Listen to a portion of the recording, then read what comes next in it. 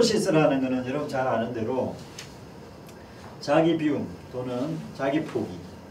자기 포기라는 말이 조금 더 어울리는 해석이 좀 좋은 해석이 있습니다. 그러니까 자기를 포기하는 거죠. 자, 그런데 이거는 사실 신학적인 이슈죠. 신학적인 주제입니다. 신학에서 가져온 거예요. 이 말이 케노시스라는 말은 그 고대 신학에서 상당히 중요했던 빌립보서에 나오는 거죠. 빌립보서 2장입니까? 2장 5절이죠. 2장 7절, 5절에서 7절. 네, 거기 말씀해 보면 하나님의 형체를 가지고 있고 본질도 하나님과 똑같은데 그것을 포기하고 종의 형체를 입었다. 그러니까 종의 형체라는 건 인간보다도 못한 존재를 얘기하는 겁니다. 인간보다도 못한 존재가 되었다. 이렇게 이제 이제 케노시스 이론을 이제 가지고 오는 겁니다. 자, 이 케노시스 이론을 가져오는 맥락을 이해하는 게 중요합니다. 제가 간단하게 설명을 좀 드려볼게요. 왜 이제 케노시스 이론을 가지고 오느냐면 그 유대교식 차이와 타자 이론을 비판하기 위해서입니다. 그러니까 무슨 말이냐면요.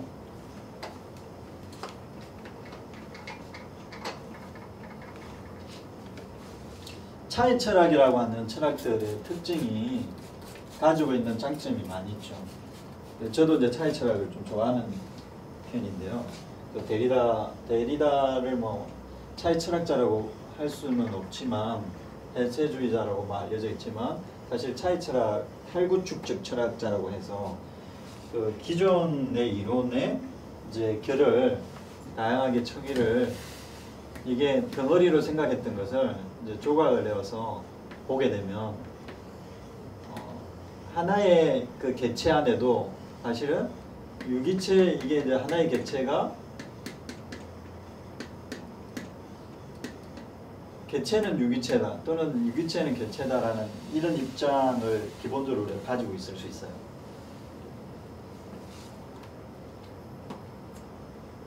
무슨 말이냐면요. 객체라는 것은 제가 이제 과학을 잘 몰라서 정확한 그 명제는 생각은 안 납니다만은 그 객체라는 것은 완벽하게 그것으로 작동 가능한 유기체적 존재죠. 가장 최소의 단위로서의 유기체. 이걸 객체라 보통 얘기하죠.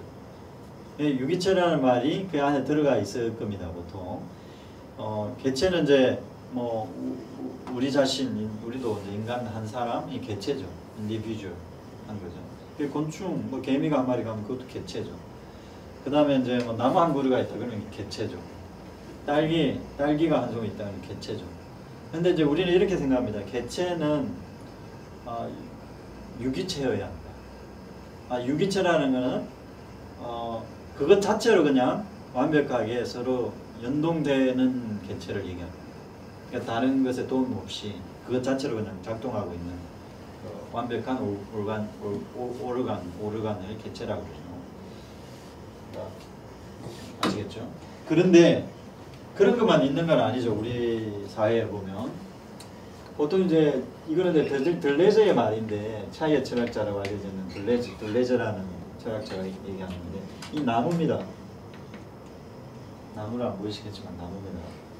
그 잎, 줄기, 뿌리 이렇게 이제 그 수목 구조라고 그러는데요. 나무 구조, 수목 구조를 가지고 보통 분류를 하죠. 식물을 분류할 때 이렇게 세 등분으로 분류를 합니다. 근데 이제 이게 일종의 폭력적인 패러다임인 거죠. 왜냐하면 그렇게 그 구도로 보려고 하니까 이렇게 보이는 거예요. 그런데 이런 구도에 들어가지 않는 게 있죠. 이게 이제 이걸 객체라고, 나무라는 객체라고 설명하는 건데 이거는 유기체잖아요. 뿌리에서 물을 받아들여서 줄기를 통해서 입에 공급하면 나무 열매가 맺히니까 완벽한 오르간이잖아요. 그런데 이런 것도 있어요. 딸기 같은 게 이제 대표적인데요.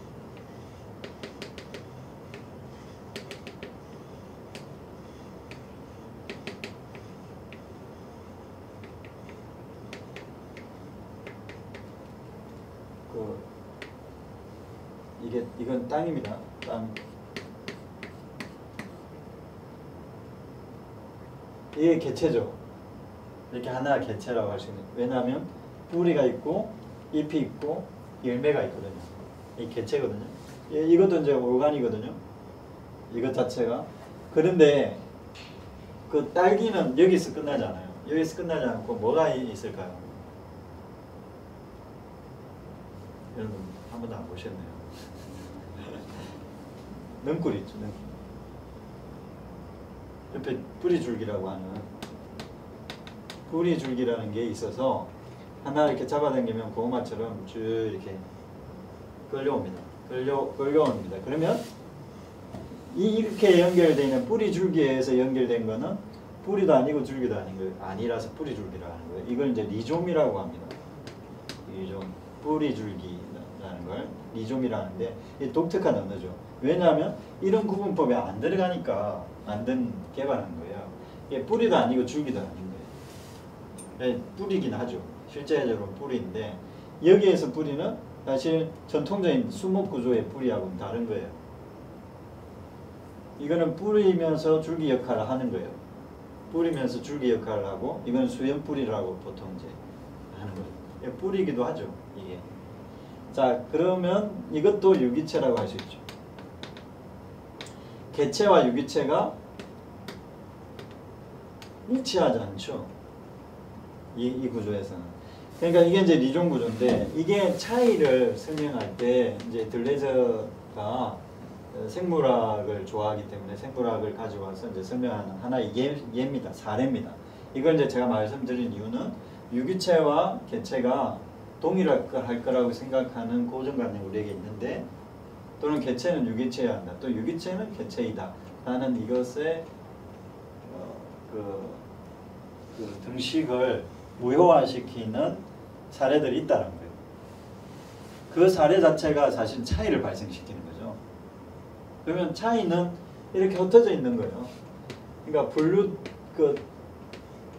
어떤 패러다임에 따라서 이걸 산종이라고 그래요. 데리다식으로 흩어져 있는 거. 어떤 패러다임에 따라서 어떤 목적에 따라서 이렇게 분류했다가 어떤 목적에 따라서는 이렇게 분류했다가 어떤 목적에 따라서는 이렇게 분류했다가 하는 거예요. 그러니까 이게 정체성이 확실하지 않는 거예요. 왜냐하면 이데올로기에 의해서 이렇게 분류되기도 하고 이런 이데올로기 A의 이데올로기에 의해서 이렇게 분류됐다가 B 이데올로기에 의하면 이렇게 분류되기도 하고 저렇게 분류되기도 하고 하는 거예요. 그게 이제 차의 철학이 얘기하려고 하는 그 특징이거든요. 그런데 지적이 이제 비판하기를 이 차의 철학은 보여주는 게 상당히 많죠. 왜냐하면 이런 주도적인 주류를 비판할 수 있는 강력한 담론이 들어있죠. 주류를 비판할 수 있는.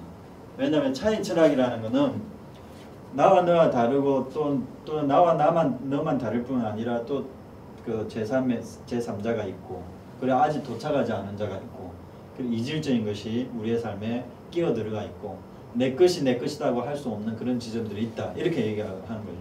공통성이 존재하는 게 아니라 공동적인 것이 존재할 뿐이다. 이렇게 함으로써 아이덴티티를 확고하게 정하는 것을 경계를 많이 합니다. 차의 철학은.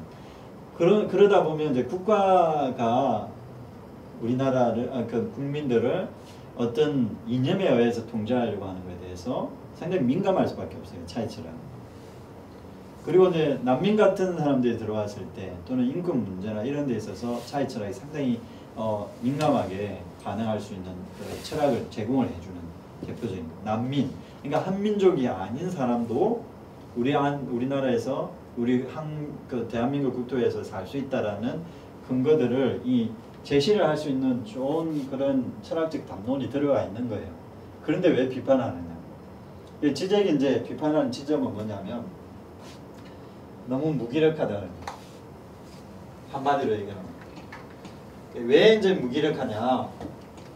주체가 개입되는 것을 너무 쉽게 생각한다. 주체의 개입을 그러니까 쉬운 말로 말씀을 들어보면 너가 나와 다르기 때문에 내가 너를 인정한다. 그 이상이 되지 않을 수도 있다는 거예요. 관용 거 있잖아요. 프랑스의 이제 관용 정책이 도전의 위기에 놓여 있잖아요 지금. 왜냐하면 테러 같은 게 일어나 버리면 이 관용 정책이라는 게 어떻게 해야 될지 지금 감을 못 잡을 수가 있어요. 왜냐하면 기준이 없으니까. 그러니까 이슬람 무슬림들을 대부분 이제 그 프랑스에 일어났던 테러들이 무슬림에 의해서 근본적인 무슬림에 의해서 이루어졌으니까 무슬림을 받아들여야 되냐, 중동 사람들 받아들여야 하는 거 이런 문제가 위기에 봉착을 하는 거예요. 그랬을 때 이제 어떤 기준에 대한 갈증이 느껴질 수밖에 없고 국가의 개입, 정부의 정확한 어떤 정책 노선 이런 것들이 있기를 국민들이 요청할 수밖에 없죠. 그래서 프랑스인에 대한 정체성 이런 것들을 확고하게 만들기 위한 어떤 그런 철학적 그 논쟁들이 오랫동안 있어 왔거든요. 프랑스도. 프랑스 철학은 그런 논쟁들과 상당히 많이 관련이 되어 있거든요. 프랑스인이라는 그 좀 독특한 그런 정체성, 프랑스 철학이라는 게.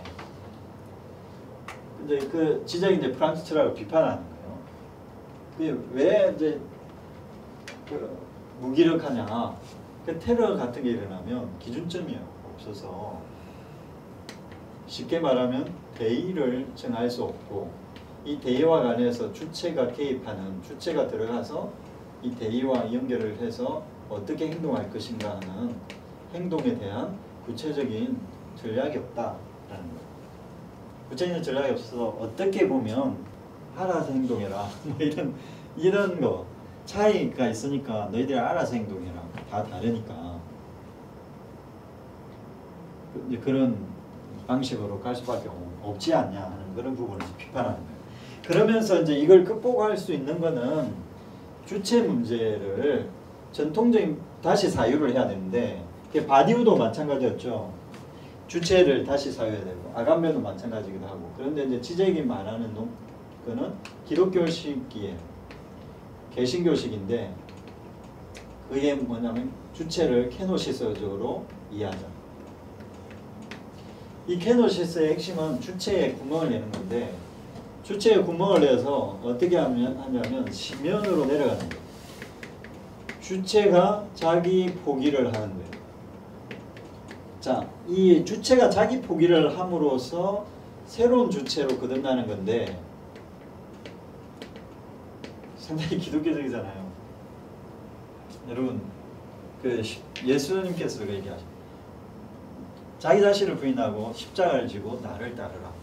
그리고 그리스도 안에 있으면 너희가 새로운 피조물이 된다. 그리스도 안에 있다라는 게 엔크리스토라는 이게 이제 그 그리스도 안이라는 게 바울의 논법에서 상당히 중요한 논법 중에 하나인데 그리스도 안에 들어오는 것은 자기를 포기하는 거예요. 그렇잖아요. 그 논법 자체가 자기를 포기하고 옛 옷을 버리고 이제 새 옷을 입는 거죠. 옛 것을 버리고 새 옷을 육체의 소욕을 버리고 성령의 소욕을 입고 이제 그런 논법이 나오잖아요. 바울에게서 그의 핵심이 뭐냐면 자기 포기가 들어가는 거예요. 자기를 부인하라. 자기를 부인하고 십자가를 져야 된 십자가를 지라는 게 바울이 그토록 이제 부르짖었던 얘기거든요. 이게 이제 케노시스. 그게 이제 뭐냐면 주체라는 것을 근대적 방식의 주체는 아닌데 그렇다고 해서 차이 철학지에서 얘기하는 주체를 완전히 죽여버리는 그냥 흩어져 있는 산발에 있는 뭐 물론 이제 차이 철학자들은 그렇게 얘기하는 거 아니다라고 자기들 얘기하겠지만 사실 이제 좀 강력한 전략들이 필요한 그룹들에서는 차이 철학이 좀 무기력해 보이기도 할 거거든요. 근데 지젝은 상대적으로 이제 공산주의자니까 어떤 주체의 변혁, 혁명에 대한 사상에 대한 헌신을 할 수 있는 바디우처럼 바디우와 비슷하거든요. 그 기본적으로는 바디우처럼 공산주의를 이루기 위해서는 그 혁명의 시대에 대한 준비가 있어야 되고 그 혁명의 시대에 일어난 어떤 사건들에 대한 혁명적 사건이라고 하는 사건에 대해서 아주 민감하게 반응하는 주체가 있어야 되거든요. 주체들이 있어서 그 주체가 혁명적 주체가 되는 것이 상당히 중요한데 그 혁명적 주체는 이전의 논법하고는 또 다른 거예요. 그러니까 자기 이성적인 주체를 의미하는 것도 아니고 자기 이성에 충실한 또는 세계 이성에 충실한 그런 주체를 얘기하는 것도 아닙니다. 그러니까 행동, 혁명적 사건 내 충실한 그런 믿음을 가지고 있는 주체를 의미하는 거죠. 그러므로 정치적 그 행동에 대한 책임이 확실히 따르고, 그리고 새로운 이데올로기에 헌신된, 새로운 이념에 헌신된 주체를 얘기하는 거예요. 기존의 그 주체가 아니라 새로운 혁명의 사상에 헌신된 자인데, 그것도 정통 마르크시즘과는 또 다른 포스트모더니즘 사회, 소위 말해서 후기구조주의 사회에서의 적합한 주체를 얘기하는 거예요. 주체를 얘기해야 된다고 하는 그 강조점을 가지고 있는 거죠. 그러므로 주체를 얘기하면서도 주체를 뛰어넘는 방식, 이게 이제 케노시스 이론에 들어있다. 이쪽에 한번 가보겠습니다. 좀 진도가 잘 안 나가네요. 거기 케노시스 나오는 첫 번째, 두 번째 작대기 있는데, 작대기 무슨 말인지 아세요? 케노시스 한번 읽어볼게요. 케노시스의 기독교의 신은 모든 권한에 선행하는 차이이다. 신과 본질이 같으면서도 신에 종속되지 않는 방식으로 존재하는 그리스도는 신과 본질 동등성을 갖지만 케노시스를 통해 그 근본에 있어서 신의 자기 희생에 대해 말할 수 있는 언어를 가능하게 하는 것이다. 이러한 틈새야말로 메시아주의에 반대하여 메시아적인 것을 논할 수 있는 자리가 만들어질 것이다. 따라서 케노시스는 다름에 대해서만 사유하는 타자의 존존에 빠지지 않으면서도 주체를 말할 수 있는 논법이 만들어진다고 할 수 있습니다. 설명을 좀 드려볼게요. 케노시스는 기독교의 신이 차이보다도 앞에 있을 수 있는 개별자들보다도 개별적 산종 이렇게 흩어져 있는 사물보다도 앞에 있다는 얘기잖아요. 말하자면 우주의 사물이 있는데 우주적인 물질보다도 신이 앞에 있다는 뜻이죠. 선행한다는 그런 주장을 가지고 있잖아요. 그죠? 신이 먼저 있었고, 말하자면 그 다음에 물질 세계가 있었다, 이런 이론이잖아요. 그런데 그게 이제 그 기독교의 신 개념인데, 근데 케노시스는 그걸 뒤집는 이론이에요. 그게 기독교 안에 있다는 거예요. 케노시스는 신이 자기를 포기하고 물질을 입었다, 이런 말이거든요. 이 땅에 왔다는 거거든요. 자, 그러면 질문. 그러면 그 신은 이전의 신과 같으냐 안 같으냐 질문해야 될 거 아니에요. 그게 그 캐릭터가 메시아인 거예요. 그리스도인 거예요. 그리스도는 인간이냐 신이냐 물어야 될 거 아니에요. 근데 그게 이제 신학에서 오래된 논쟁인 이유가 이게 말이 안 되니까, 인간이면서 100% 인간이면서 100% 하는 신이라는 게 어떻게 그게 가능하냐는 거예요. 그래서 그게 이제 유일하게 가능한 그 자기 논리, 합리적인 논리, 가능한 논리가 뭐냐면 신이 자기를 보겠다는 거거든요. 그게 이제 다른 이론을 빌려오지 않으면서 신학 안에서 해결할 수 있는 거의 이제 그 논리적으로 가장 최상의 이론이라고 볼 수 있겠죠. 다른 이론을 안 가져오면서 신이 자기를 포기하면 된다는 거예요. 신이 자기를 포기하면 신이 자기를 포기했으니까 신성은 그대로 남죠. 왜냐하면 신이 결정한 거니까. 그런데 이제 인간을 입었다는 측면에서 현실은 바뀌었죠. 바뀌었는데 그 신은 그러면, 그 인간은 그러면 신이냐 인간이냐, 신도 아니고 인간도 아니다라고 얘기해야 되겠죠. 어떤 의미로 보면. 그죠? 그러면 그 신념으로 내려가 버리는 거예요. 신과 인간의 이중적 구분법을 무효화시켜버리는 게 메시아 사상인 거예요. 그리스도라는 게 신이면서 인간이라는, 신도 인정하고 인간도 인정하는 그런 논법으로 일반적으로 이해하지만, 지적은 그게 아니라 제3의 논법을 얘기하고 하겠다는 거예요. 그리스도로는 사실은 그 주체에 대한 제3의 논법이 들어있다라고 말을 하려고 하는 거예요. 그게 변증법적인 거죠. 알겠죠? 이제 신면으로 내려가 버리는 이 자기 포기 케노시스 이론이야말로 주체 안에서 구멍을 내버리는 거기 때문에 차이가 있더라도 그게 극복이 되는 거예요. 무슨 말이냐면요. 차이라는 것은 서로와의 어떤 개별적인 어떤 그 거리, 개별자와 개별자의 개인과 개인과의 거리 때문에 사실 차이가 생기는 거거든요. 그래서 관계적일 수밖에 없어요. 차이라는 것은.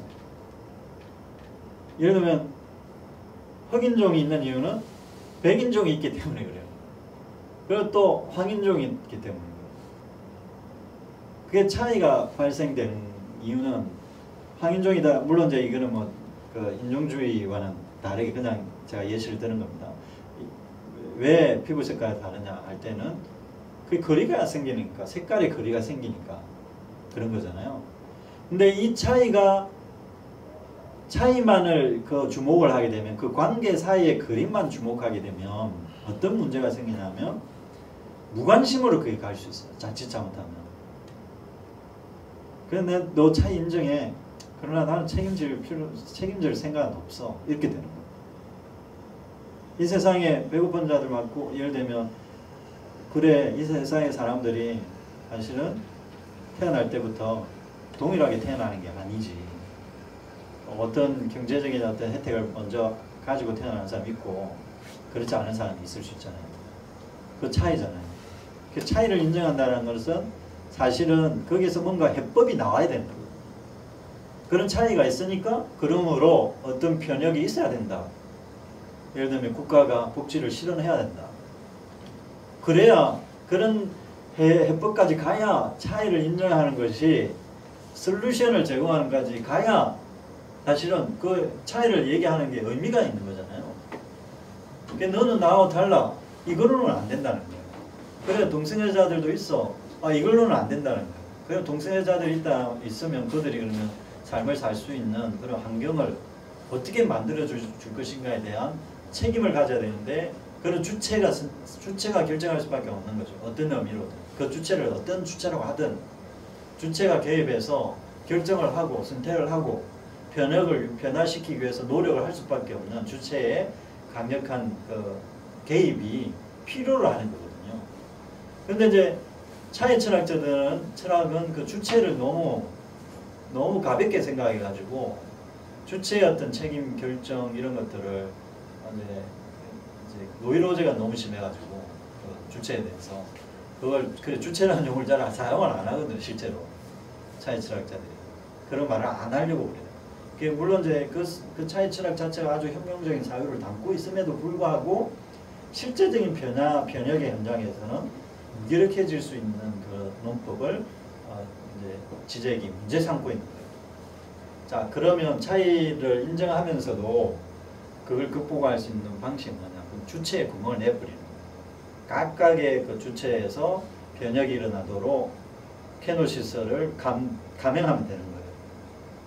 말하자면, 그래서 차이를 인정하면서도 그 차이에 있는 그 개별자들이 쉽게 뭐 개인은 아니지만 정확하게 개인이라고 할 수는 없지만 그 개인의 그 구멍을 내어서 개인이 새롭게 거듭나 버리면, 그 주체가 거듭나 버리면 그 차이가 얘기하는 방식의 주체 논의도 가능할 것이다 라고 이렇게 생각합니다. 말하자면 후기구조주의 시대에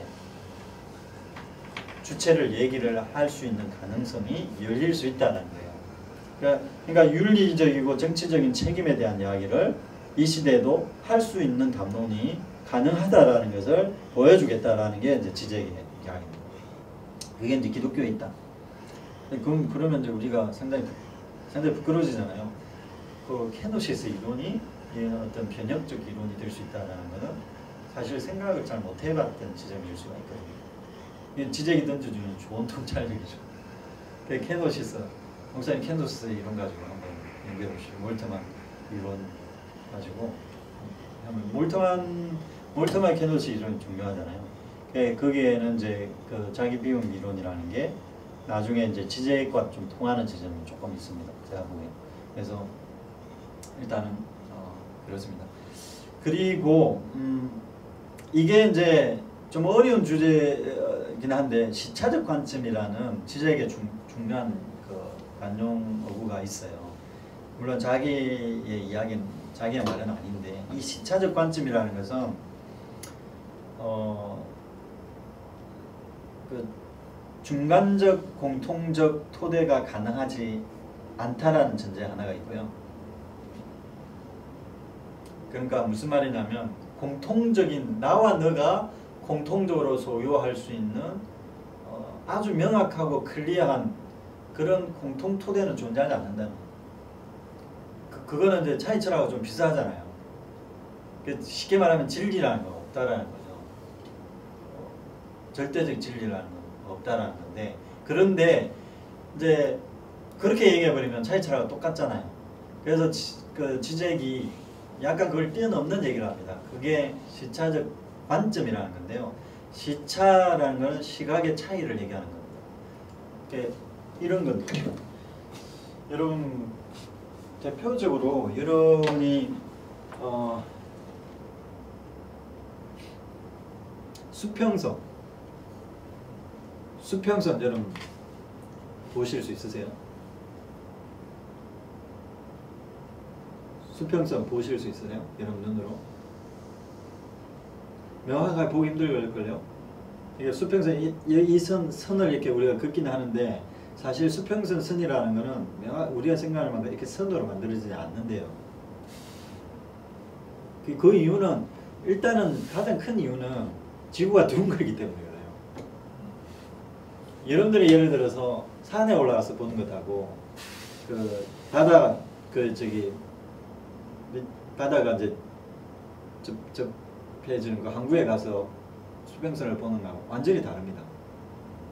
그리고 이제 똑같은 위치에서 사람들이 보더라도 그 시차가 발생합니다.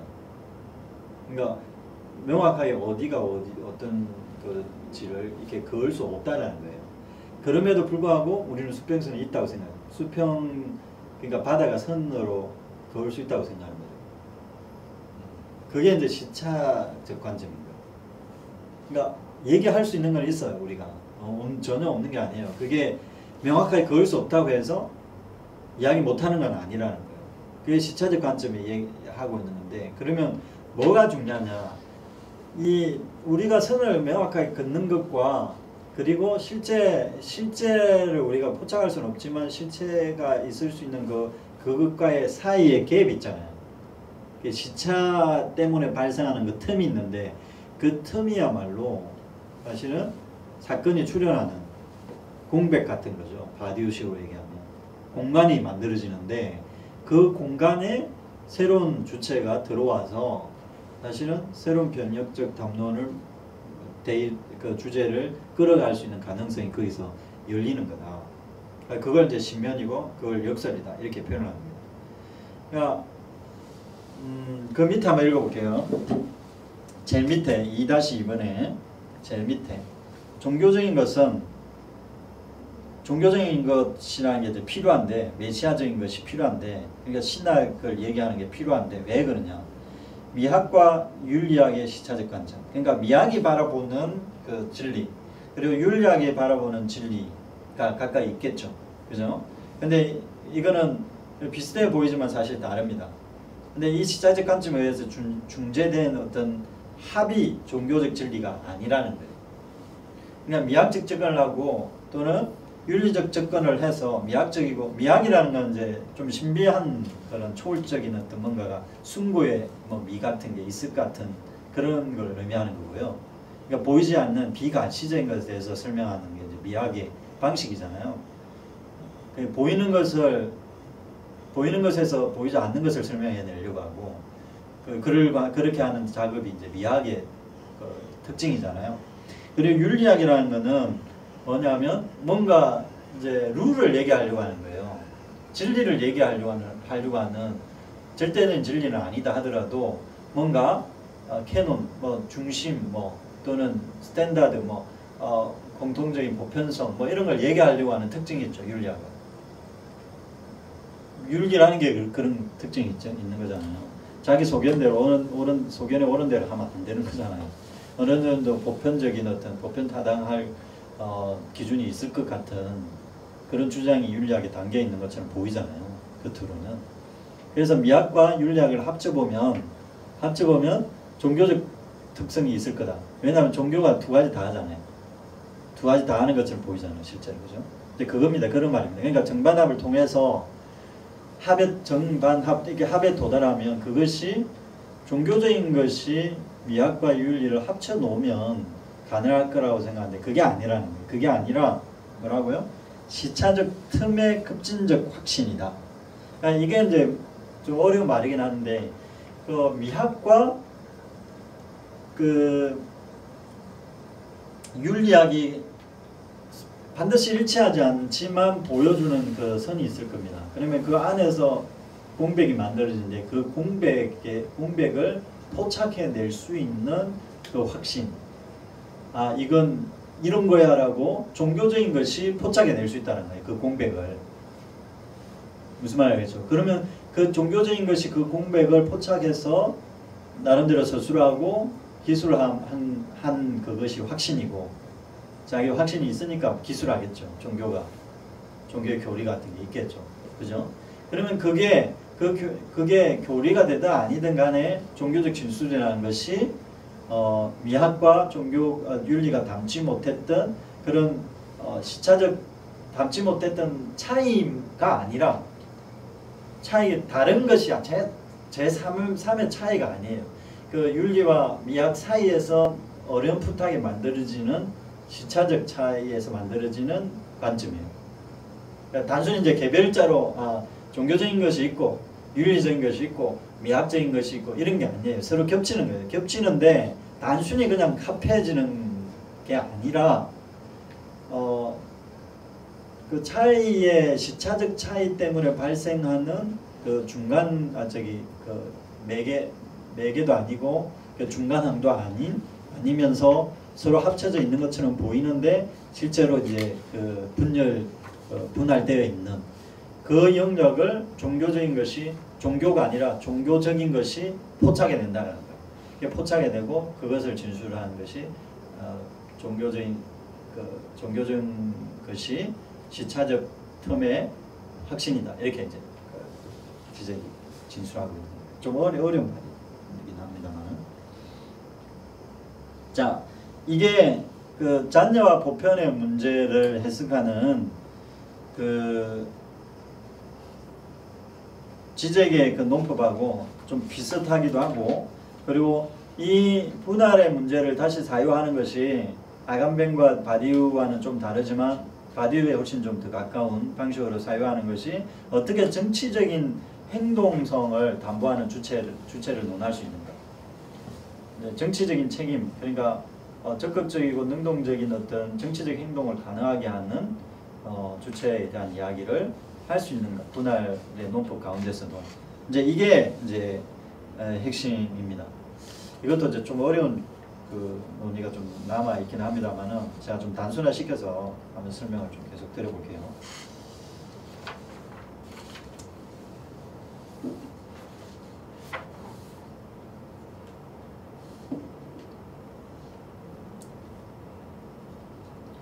그 2번 제 밑에 한번 읽어보겠습니다. 한번 읽어주시겠습니까? 배제당하는 사람들. 2페이지 제 밑에.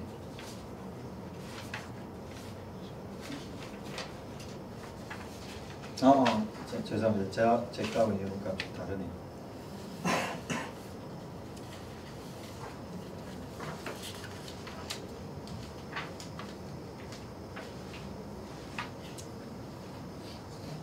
삼쪽 그 인용문 있죠? 그 다운표로 있는 인용문 한번 읽어주시겠습니다. 배제당하는 사람들. 3쪽 배제당한 사람들. 전 지구적 질서 내에 자신의 자리를 갖고 있지 않는 사람들은 진정한 보편성을 직접적으로 구현하는 사람들, 전체를 대표하는 사람들이며 이들은 자신의 특정한 이해관계만을 대변하는 그 밖의 모든 사람들과 대조를 이룬다. 네, 이제 이게 뭐 좀 어렵게 쓰였지만 사실 쉬운 말입니다. 이 배제당한 사람들, 한마디로 얘기하면 배제당한 사람들이 대표다 이런 말. 배제당한 자들, 그러니까 아간변식으로 얘기하면 그 잉여죠, 잉여. 남겨진 자라고 알려지는 또는 찌꺼기, 만물의 찌꺼기, 바디우식으로 하자면 만물의 찌꺼기 같은 존재죠. 근데 역설적으로 기독교를 보면서는 이 만물의 찌꺼기가 대표로 급상승하죠. 그러니까 만물의 찌꺼기가 기준이 되는 거예요. 기준이 되고 지제에게 말로 하자면 만물의 찌꺼기라는 것은 보편을 나누어서 아간벤도 그렇게 얘기했고 아간벤이 이제 조금 더 분석이 잘 돼 있죠. 나누어서 분할되지 않는 존재, 그게 이제 잉여거든요. 남겨진 자거든요.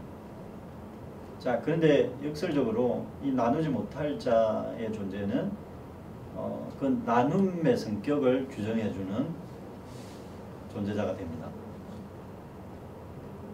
남겨진 자 사상이야말로 그 메시아 사상의 대표가 되는 거죠. 결국 사회적 약자, 배제당한 자, 호모사케르 같은 존재자들을 통해서 사회를 분석할 수 있게 되는 거죠.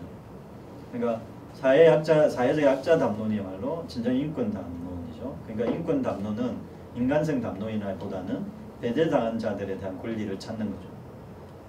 랑시에르처럼 하자면 목 없는 자들의 몫을 찾아주는 거, 이것이야말로 정치의 핵심일 수 있는 거죠.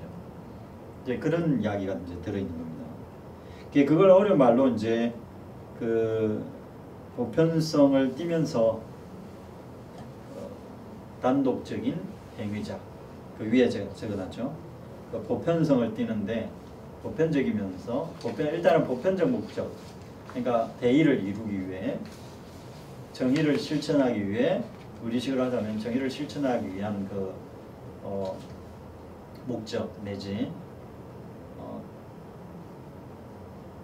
이유, 그런 것들을 완전히 제거하지 않으면서, 제거하지 않는다는 측면에서 이제 보편적인 겁니다. 보편성을 가지지만 전통적인 방식으로 보편적이다 그러면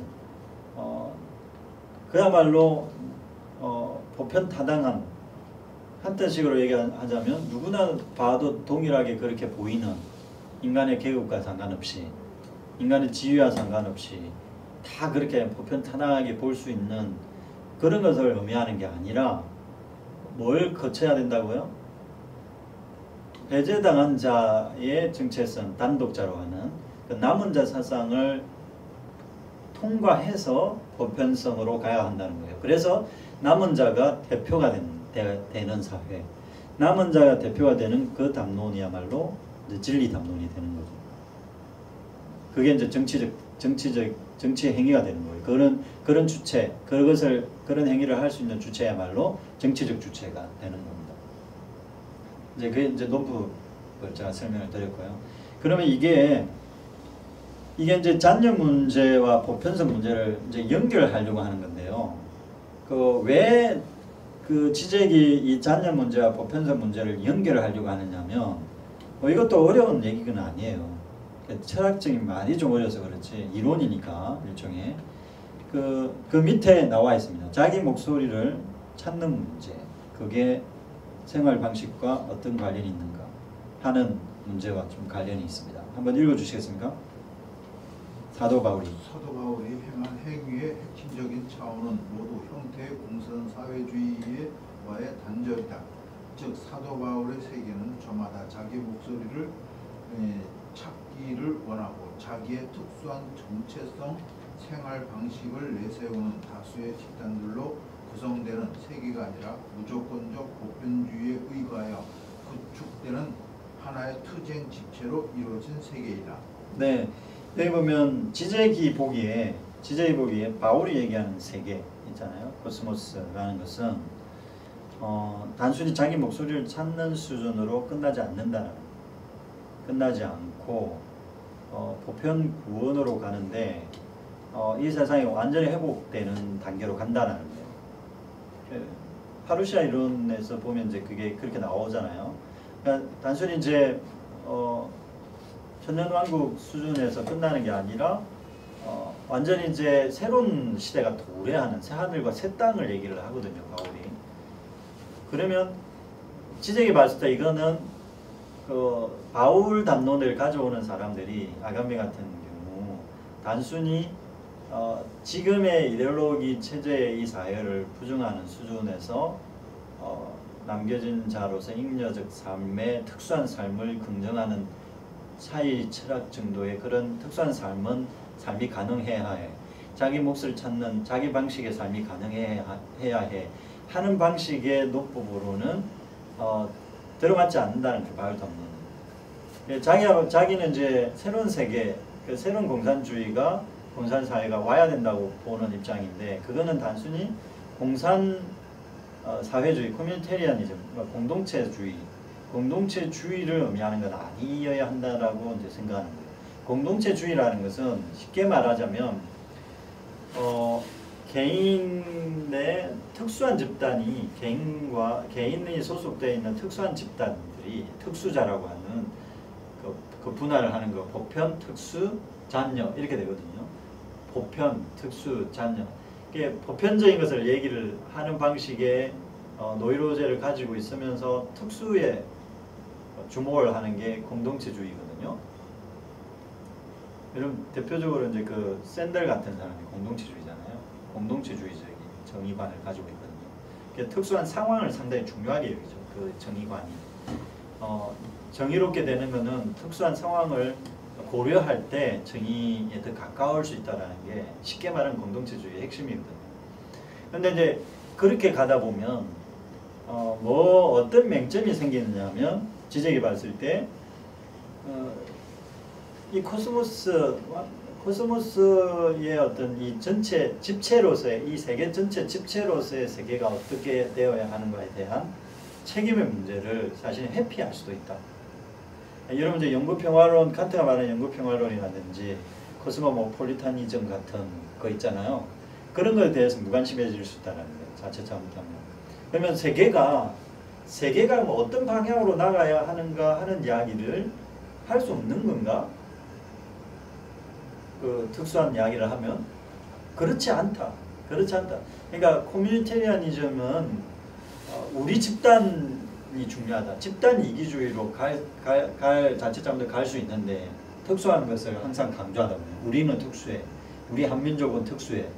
그러니 우리 한민족의 지리적인 입장은 예를 들면 남북 분단 사회니까 어쩔 수 없이 군사대치 상황이 있을 수밖에 없고 무기를 장착할 수밖에 없고 무기를 사들여야 되고 또는 국법법이 있을 수밖에 없고 그렇게 특수한 걸 계속 강조하는 거예요. 특수한 것을 강조하다 보면 물론 그것이 그 사회에 어느 정도 적절할 수는 있죠.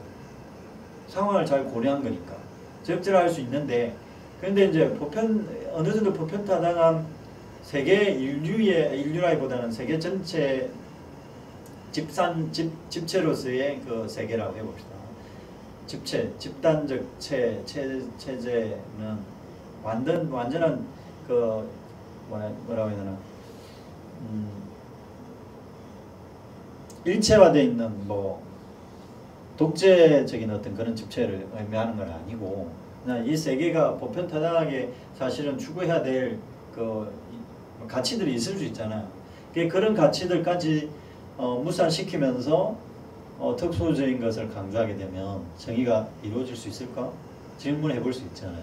이제 그런 거에 대해서 지적이 이제 문제를 제기하는 겁니다. 이게 이제 그런 문제 제기입니다.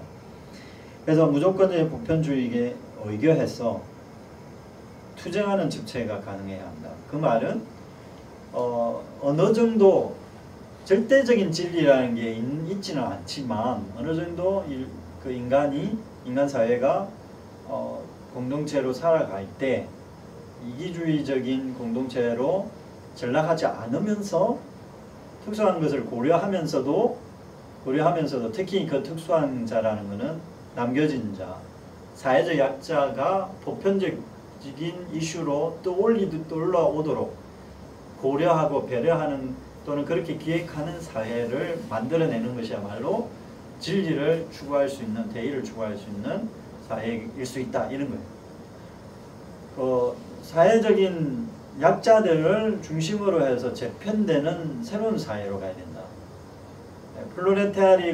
플로레타리아가 주인이 되는 사회로 가야 한다, 이런 거죠. 플로레타리아가 통치하는 사회로 가야 한다, 지적식으로 얘기하면 그 뒤에 조금 나옵니다만은 이제 그런 얘기입니다. 점점 좀 어려워지긴 하는데요. 그 밑에 한번 보겠습니다. 자, 지적은 바울이 유대인의 법과 전통 위에서 그의 사랑을 논할 수밖에 없었던 이유는 잔여를 통한 보편성에 대한 투쟁을 거쳐서 새로운 집체, 새로운 공동체에 대한 자유가 있었기 때문이라고 말을 합니다. 그래서 유대인은 이중적인 의미의 잔여적 특성을 가진 존재자인데 정상적인 민족들에 대한 잔여물이고 스스로에 대해서 잔여적 존재이고, 그리고 유대인은 그 자체로 잔여이자 자체의 잔여이기도 하다, 이렇게 말을 합니다. 자, 좀 어렵죠, 말이. 근데 이제 이게 뜻하는 거는 위에 말을 또 설명해 주는 말이에요. 그러니까 다르게 이제 표현한 말인데요. 이런 겁니다. 여러분, 유대인은 인류 사회에서 사실은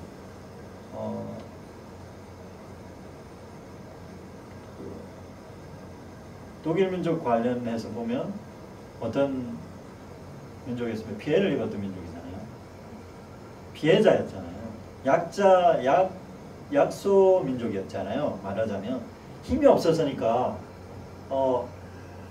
그 나치 학살을 당한 거죠. 자, 그런데 그걸로 끝난 게 아니잖아요. 어떻게 됐죠? 나중에 다시 전 인류가 유럽 사회가 총동원돼 가지고, 또는 뭐 서방 사회가 총동원돼 가지고 유대인들 나라를 세우죠. 유대인들의 나라를 세우잖아요. 그러니까 홀로코스트에 대한 책임을 유럽 사회, 서방 사회 전체가 끌어안는 보편적인 주제로 가져가 버립니다. 그러니까 민족적인 특수한 상황을.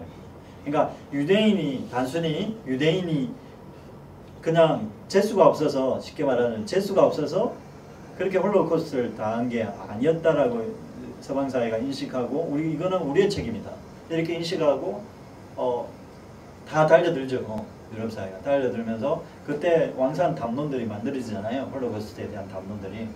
왜 이런 일이 일어나는가, 반성이 일어나게 되고, 그건 결국 이제 인간성에 대한 그 반성이죠. 인간성이 무엇이냐는 거, 인간이란 무엇인가, 이것이 인간인가라는 레비의 그런 소설처럼 그런 질문을 던지는 거죠. 자, 그러면 반전이 일어났죠. 유대인에 대한 소수 민족이었던 유대인들이, 뭐 소수 민족이라는 게 인구가 적다 이런 뜻이라기보다 피해자였던, 약자였던 유대인이 새로운 뭡니까? 새로운 보편적 이슈로 대두되게 되었다는 거. 특수한 유대인들만의 문제가 아닌 전 인류의 문제로 급상승하는 그런 계기가 되었다는 측면에서 보편적인 주제로 확 들어오게 되는 거예요. 그게 이제 지적이 얘기하려고 하는 해석입니다. 그러니까 그거는 단순히 민족주의가 아니에요. 유대민족주의가 아니에요. 선민 사상이 아니에요. 그거는 그런 그 통찰은 뭘 반성하는 거예요?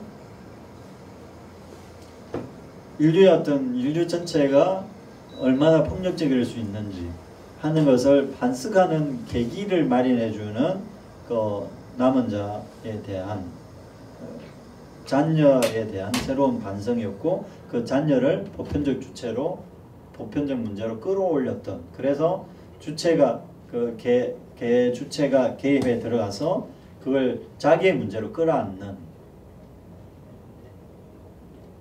그 주제로 가져갔다는 거예요. 그러니까 보편과 특수라는 이항 대립적 문제를 벗어나는 구도가 만들어진 거죠.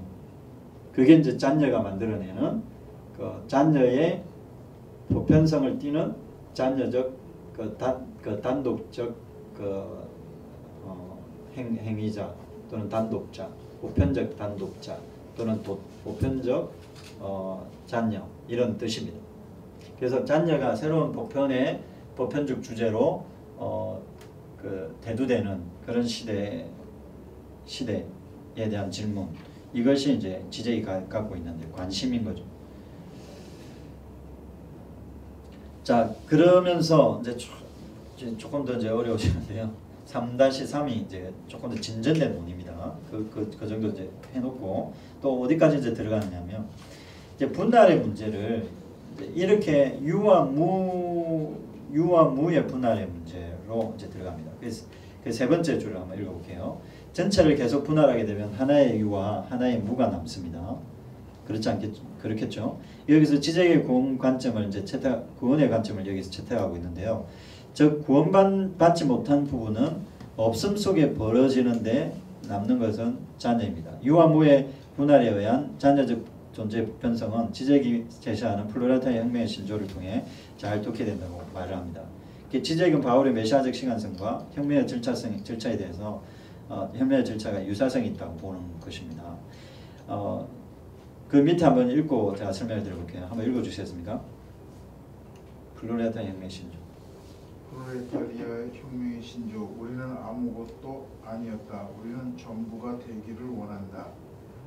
얘를 독해하는 방법은 이것이다. 즉 지성의 질서 내에서 구원은 무로 간주되지만 구원의 관점을 채택하면 기성의 질서의 자녀 부분 아닌 부분이가 전부가 될 것이다.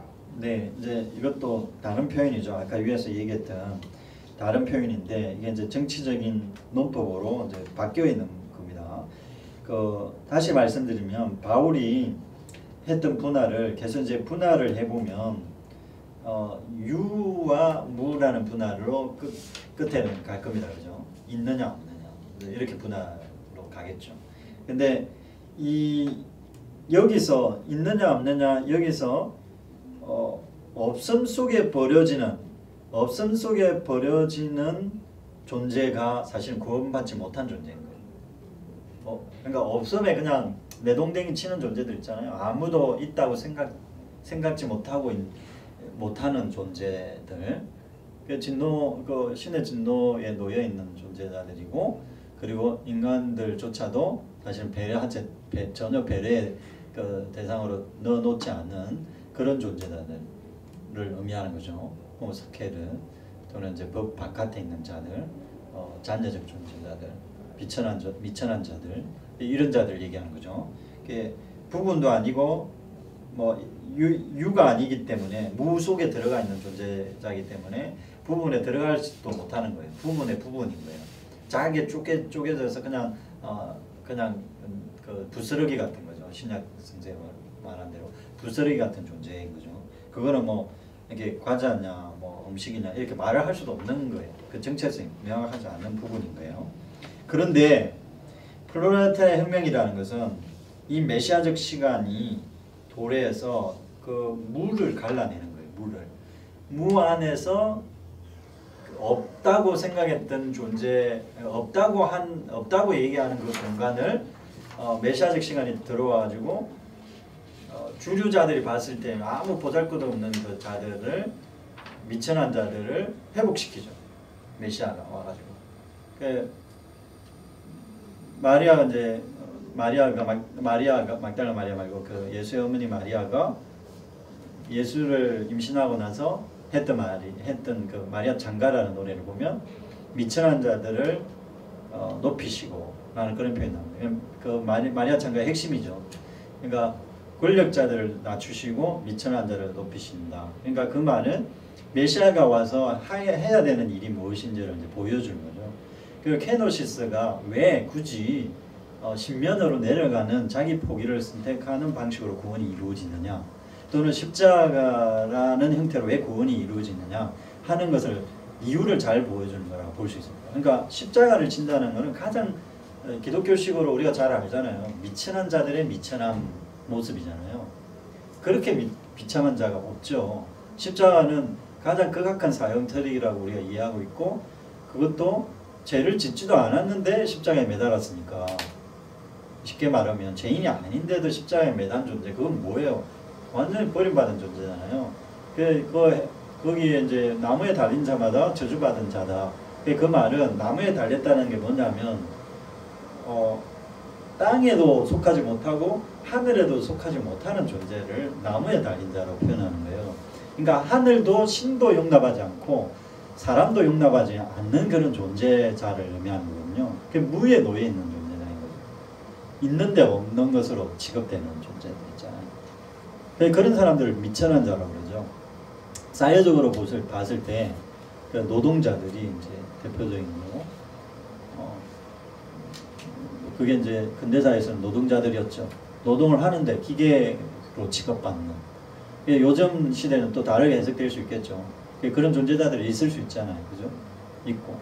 그 존재자들을 단순히 위해주는 그런 세계가 아니라, 그런 무에 놓여 있었던 자녀들을 메시아적 시간에 의해서 끌어옴으로써 그것이 그 부분이 전부다, 이렇게 얘기해 버리는 거예요. 이게 전부야 라고 얘기하는 것이 플로레타의 혁명의 신조라는 거예요. 자, 플로레타야 독재라는 게 바로 그것을 의미하는 거예요. 주제에게 봤을 때는 막스가 플로레타야 독재를 해야 된다는 것은, 독재는 사실 전부가 되는 거잖아요. 그러니까 국가 자체가 되는 거거든요. 공산주의 사회에서는 사실 국가가 필요 없거든요. 나중에 국가가 사멸되거든요. 없어지거든요. 왜 그러냐? 잔여적 주체들이 권력자로, 주권자로 부상하기 때문에, 전체가 돼버리기 때문에 국가가 필요 없는 거예요. 이제 그런 사회의 기획이 이제 플로레타리아 혁명이죠. 플로레타리아는 거는 이제 이 잔여들이 의미하는 거고, 혁명은 메시아적 사건을 의미하는 거고, 그 기독교식으로 얘기하자면, 그리고 부분이 아무것도 아니게 되는 거는 힘없음, 십자가의 논법 같은 거고요. 그러니까 케노시스를 의미하는 거예요. 아무것도 없는 것처럼 되는 거. 그리고 그래야 전부가 된다라는 거는, 그래야 다시 부활을 하잖아요. 쉽게 말하자면 새로운 주체로 거듭나게 되죠. 새로운 주체로 거듭나는데, 그거는 새로운 주체는 그 어떤 기존 질서에서의 잔여가 잔여로 남는 게 아니라, 이제는 어떻게 된다고요? 전체가 되는, 부분 아닌 부분, 이게 이제 잔여인데, 부분이 아니에요. 잔여는 부분에도 속해 있지 않아요. 사회 구성 멤버로도 취급되지 않아요. 그런 존재자들이 중심이 되는 논법을 가지고 있는 정치, 그거에 걸맞게, 그런 신조에 걸맞게 행동하는 정치적 행위, 그거야말로 이제 그 지적이 생각하는 혁명적 기독교 유물론적 정치의 핵심이라고 볼 수 있습니다.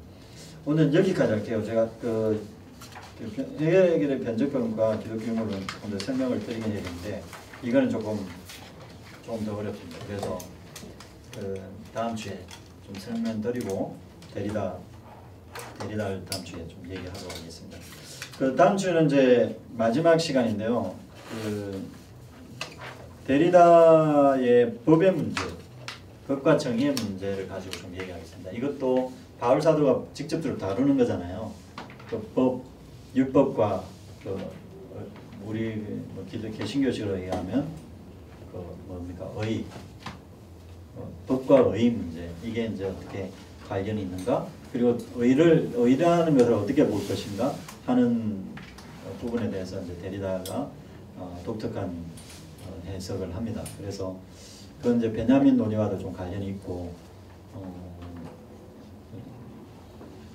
우리 바울과 현대 철학 또 마치면서 다루기에도 좀 적절한 주제이기도 하고, 그리고 차이 철학이 가지고 있는, 제가 차이 철학자들을 많이 다루지는 않았습니다. 이번에 유일하게 이제 데리다를 제가 차이 철학자라고 말하기는 좀 그렇지만, 탈구적 철학자로서 차이 철학의 성격이 어떻게 정치적인 급진성을 가질 수 있을 것인가 하는 것을 이제 설명하는 데 있어서 데리다에게 좀 관심이 제가 좀 있거든요. 그래서 그 부분을 가지고 좀 설명하는 시간이 될 것 같습니다. 혹시 질문이 있으세요?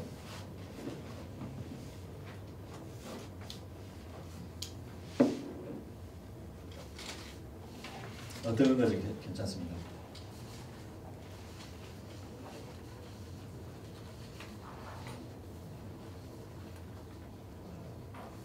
꽉 차게 맞춰놓고 질문하라고 그러니 네, 가야 되는데. 네, 알겠습니다.